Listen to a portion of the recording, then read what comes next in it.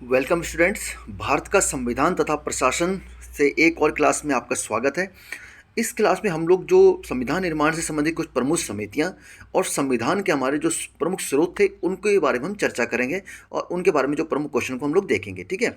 तो संविधान सभा जब गठित हुई थी तो उसके लिए कुछ समितियां बनाई गई थी विभिन्न विभिन्न कार्यों के लिए। तो उनमें जो देखिए प्रमुख समिति है, एक संघ संविधान समिति, इसके अध्यक्ष पंडित जवाहरलाल नेहरू थे। एक नियम समिति थी, ठीक है, उसके अध्यक्ष डॉक्टर राजेंद्र प्रसाद जी थे। एक संचालन समिति थी, उसका अध्यक्ष डॉक्टर राजेंद्र प्रसाद ही थे, क्योंकि ये अध्यक्ष भी थे।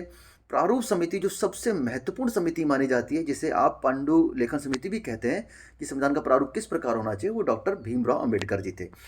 उसके बाद मौलिक अधिकारों तथा अल्पसंख्यकों की सलाहकार समिति जो थी, वो इसकी एक दो उप समिति थी, एक मूल अधिकार उप समिति, एक अल्पसंख्यक उप समिति। इनके अध्यक्ष सरदार वल्लभ भाई पटेल।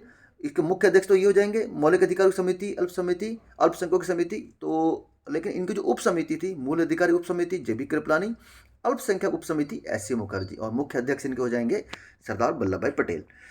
संघ शक्ति समिति बहुत इंपॉर्टेंट है, कई बार एग्जाम में क्वेश्चन पूछा गया है, पंडित जवाहरलाल नेहरू। और एक और इंपॉर्टेंट समिति है प्रांतीय संविधान समिति, इसके अध्यक्ष सरदार वल्लभ भाई पटेल। तो ठीक है, इनसे संबंधित हम कुछ प्रश्नों को हम देख लेते हैं। निम्नलिखित में संविधान सभा की संघ संविधान समिति का अध्यक्ष कौन था? जस्ट अभी हमने नोट्स में पढ़ा है, जवाहरलाल नेहरू जी थे इनके अध्यक्ष थे। संविधान सभा की प्रांतीय संविधान समिति का अध्यक्ष कौन था? ठीक है, तो प्रांतीय संविधान समिति का जो अध्यक्ष हो जाएंगे सरदार वल्लभ भाई पटेल जी इनके अध्यक्ष थे। प्रांतों को एकजुट करने के काम इनको ही सौंपा गया था। भारतीय संविधान सभा की प्रारूप समिति का अध्यक्ष, ये बहुत बार एग्जाम में क्वेश्चन पूछा गया और ये बहुत आसान प्रश्न है। वर्तमान में अब प्रारूप समिति का अध्यक्ष ना पूछकर आपके इनके सदस्यों की सदस्य के बारे में पूछा जाता है। ठीक है, तो प्रारूप समिति में 6 सदस्य थे। 6 सदस्य, आप इनका नाम आपको याद रखने पड़ेंगे। ठीक है, तो पहले थे आयंगर, गोपाल स्वामी आयंगर। ठीक है, आयंगर 3 3 करके याद रखेंगे। दूसरे थे अय्यर, कृष्ण कृष्ण स्वामी अय्यर। ठीक है, ओके। और तीसरे थे के एम मुंशी जी। ठीक है, अयंगर अय्यर मुंशी, अयंगर अय्यर मुंशी, 3 सदस्य तो ये हो गए। ठीक है, उसके बाद मोहम्मद सादुतुल्ला, सादुतुल्ला। ठीक है, मोहम्मद सादुतुल्ला। और फिर उसके बाद आपके बी एल मित्र, बी एल मित्र जी हो जाएंगे, बी एल मित्र जी। और खेतान, ठीक है, और डी पी खेतान। इनको आप याद करके चलेंगे। ठीक है, अयंगर अय्यर मुंशी, सादुतुल्ला मित्र खेतान। ठीक है, इन 7 को आप याद करके चलेंगे। बाद में क्या हुआ था कि इनमें से बी एल मित्र के स्थान पर एन माधव राव तथा डी पी खेतान के वर्ष 1948 में मृत्यु होने के बाद टी टी कृष्णमाचारी को समिति में शामिल किया गया था। ठीक है, लेकिन इनका आप नाम याद रख के चलेंगे। ओके, नेक्स्ट क्वेश्चन आगे देखते हैं। संविधान सभा द्वारा स्थापित मौलिक अधिकारों और अल्पसंख्यक हेतु सलाहकार समिति के अध्यक्ष कौन थे? तो मैंने को बता दिया, सरदार पटेल जी थे।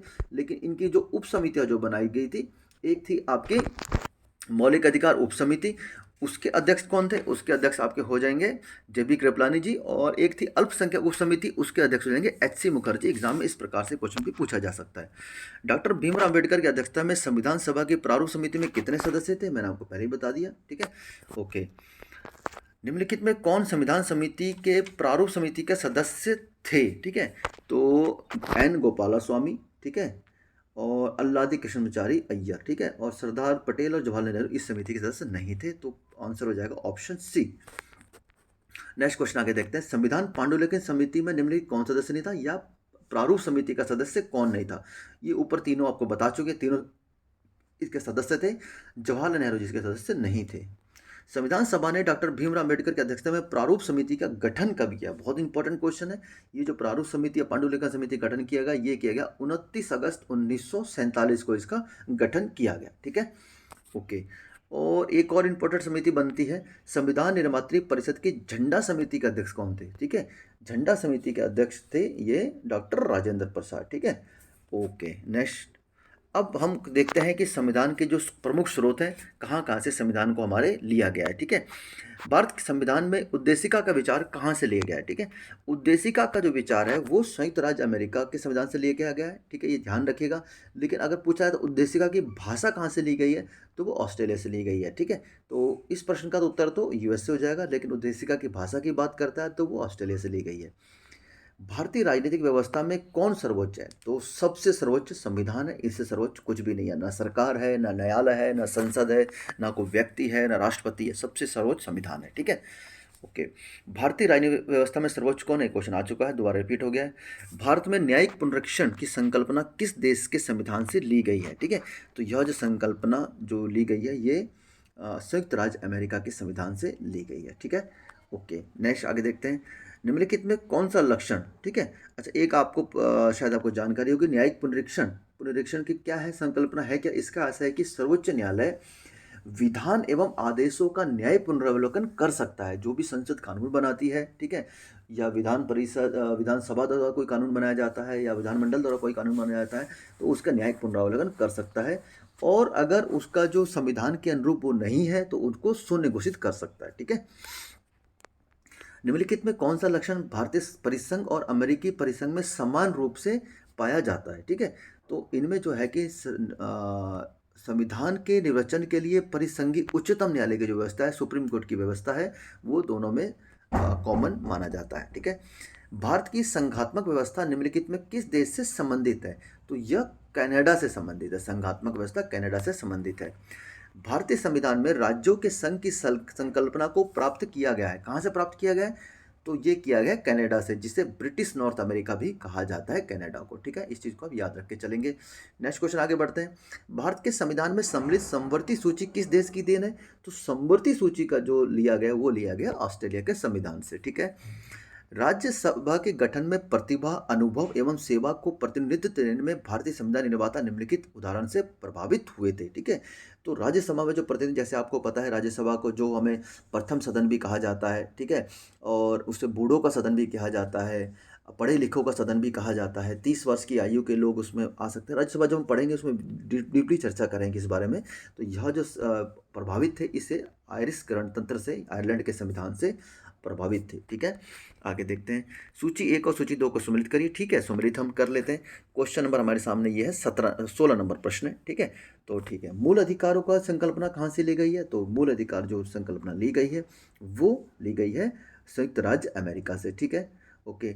शासन की संसदीय प्रणाली यूके से ली गई है। आपात उपबंध ये ले गए जर्मनी से। राज्य के नीति तत्व ले गए आयरलैंड से। तो इस प्रकार से हमने इसको सम्मिलित कर लिया है, और सम्मिलित करने के बाद हमारा आंसर निकल के आता है ऑप्शन सी, ठीक है? ओके। सूची 1 को सूची 2 से सम्मिलित करिए, ठीक है? फिर से सम्मिलित कर लेते हैं, लगभग लगभग ये सेम है। मौलिक अधिकार अमेरिका अधिकार पत्र से, नीति तत्व कनाडा आयरिश संविधान से, मंत्रिमंडल सरकार ब्रिटिश संविधान से, केंद्र राज्य संबंध कनाडा के संविधान से इसको लिया गया है, ठीक है? तो इस प्रकार जो हमारा आंसर निकल के आता है, इसमें ऑप्शन डी हमारा ठीक हो जाएगा। नेक्स्ट क्वेश्चन आगे देखते हैं हम लोग। क्वेश्चन नंबर 18 है हमारे सामने। निम्नलिखित कोटों का उपयोग करते हुए हमें इनको मैच करना है, ठीक है? तो विधि का शासन जो शब्द लिया गया है, विधि का शासन का जो बंद लिया गया है, वो लिया गया इंग्लैंड से लिया गया है। विधि द्वारा स्थापित प्रक्रिया, ठीक है, दोनों चीज़ें अलग हैं। एक विधि का शासन है, और विधि के द्वारा स्थापित प्रक्रिया, ठीक है, वो प्रक्रिया क्या होगी, वो लिया गया है जापान से। राष्ट्रपति के विचारत राज्यपाल द्वारा विधेयक का सुरक्षित रखना, बहुत बहुत इंपॉर्टेंट क्वेश्चन है।